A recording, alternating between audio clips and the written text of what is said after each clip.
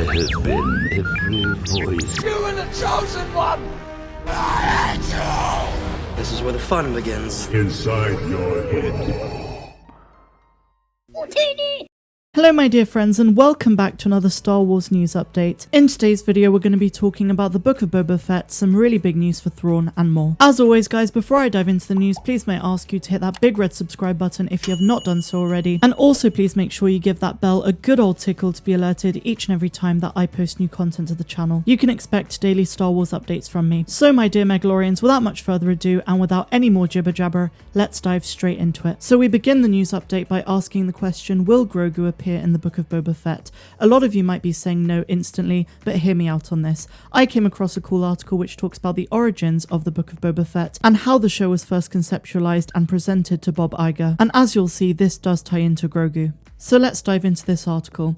Apparently there's an interesting story surrounding the upcoming live-action show which will mark Temuera Morrison's full-time return to Star Wars. According to the Mandalorian concept artist Brian Matthias, who worked on the art of The Mandalorian, he was one of the people who first pitched the idea of the series to none other than Disney CEO Bob Iger, who later approved of the idea. But it turns out he didn't need much persuading and all he had to do was show an artwork of Boba Fett holding the child from The Mandalorian in front of other Mandos. So in his own words, he shares, "I did an image of Boba Fett holding Baby Yoda to a bunch of Mandalorians. That was the pitching piece for Bob Iger. So we had to get approval from Disney for them to give the thumbs up to move forward with the project." The Book of Boba Fett creator Robert Rodriguez stated that he really liked the visuals of Boba Fett with Grogu. Apparently it's also what won over Kathleen Kennedy and Jon Favreau. So if Grogu was a centerpiece of the initial concept art of the Book of Boba, does this mean we are going to see our little green friend in the show? If we're being completely honest, there are arguments on both sides of this debate. On the one hand, the series isn't supposed to be Jedi oriented and Grogu is off with Luke Skywalker at this point, so an appearance would be really hard to fit in. On the other hand, Boba is out for revenge and might seek out Han Solo, who wronged him. Due to the friendship between Han and Luke, this could lead the bounty hunter to Grogu himself. The author of this article seems to think we will see Grogu, and they state The Mandalorian Season 3 happens after the Book of Boba, so the chances of the force-wielding creature turning up are actually high. In Disney's mind, if they do decide to include Grogu, this could be a perfect opportunity to profit off him once again. On the other hand, Lucasfilm might want to distance themselves from Grogu and the Mandalorian altogether. And I do think with this show, the spotlight really has to be on Boba.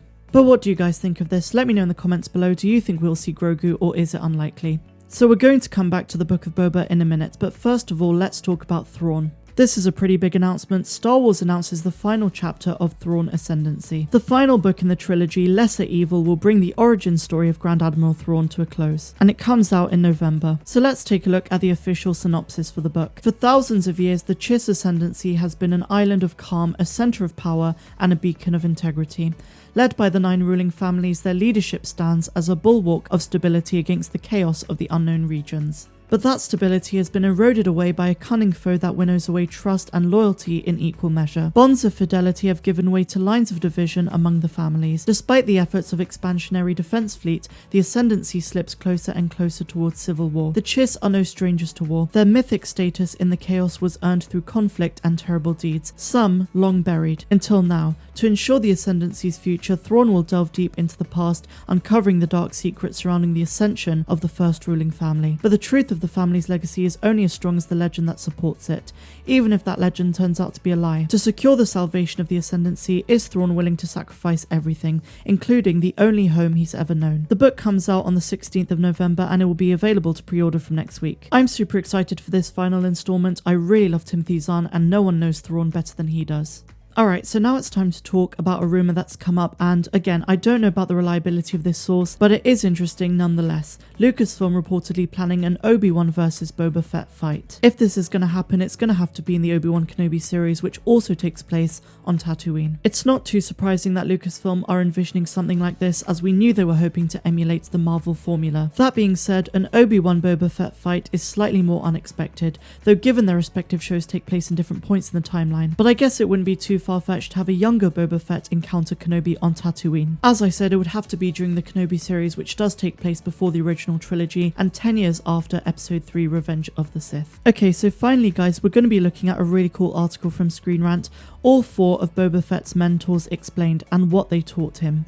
We begin with his father, Jango Fett. From a young age, Boba would develop his survival skills and hand-to-hand combat, as well as train with arms from small blasters to heavy weapons. Jango would also teach Boba how to pilot spacecrafts, with Boba becoming proficient in the functions of the Slave One from a very young age. Additionally, while being raised on Kamino, Boba learned many of his talents from his father's own experiences as a Mandalorian warrior. In Legends continuity, Jango was a native of Concord Dawn and became a foundling of the true Mandalorians after the loss of his parents at the hands of the Death Watch.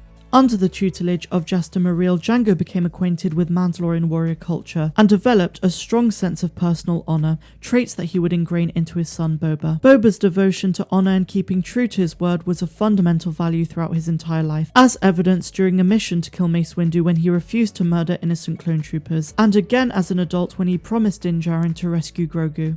His next mentor was Aurra Sing. After the untimely death of Jango at the hands of Jedi Master Mace Windu, Boba Fett was left orphaned with a burning rage and bloodlust for revenge. It was during this time that he would fall under the mentorship of Aurra Sing, a highly skilled assassin who had known his father.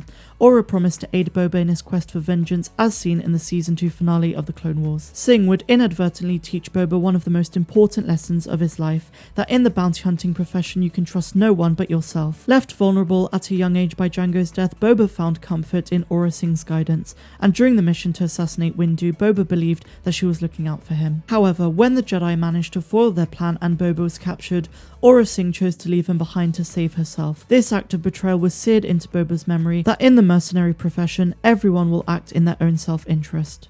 Next up, we have Bossk. When Boba strayed from Mandalorian creed to choose a life of crime, he came to meet Bossk, a Trandoshan bounty hunter in Aurra's crew. Bossk would come to be another one of Boba's mentors in his formative years, frequently assisting Boba in many missions. Bossk taught Boba the value of having professional allies. These values reflect in Boba to this very day with his current ally, Fennec Shand. And finally we have Cad Bane. Perhaps the most infamous of Boba's mentors was the Duros bounty hunter Cad Bane. Boba came under his mentorship while imprisoned on Coruscant and learned many of the finer aspects of bounty hunting from him. Most importantly, Bane would teach Boba the importance of building a reputation in the craft. Boba would also note Bane's selectiveness when accepting work, and after his death, Boba filled the void left behind, looking to build a reputation for 100% success rates on all jobs. While much of the time that Boba Fett spent with Cad Bane was left out of the Clone Wars, an unfinished storyline arc may see a return in the upcoming series The Bad Batch. So guys, I think it's really important to take into account all of Boba Fett's mentors, because now he's at an age where he's much more mature and can reflect on all of his experiences, and it'd be really cool to see flashbacks to any or all of these. But what do you guys think, and what do you make of the show in general? Are you looking forward to it? I can't wait till we get our first trailer, and of course when the show drops in December. Let me know what you think of this and all of what we talked about in today's update down below. I'm Star Wars Meg, wishing you all a phenomenal rest of the day, no matter where you dwell in the galaxy. Have a good one.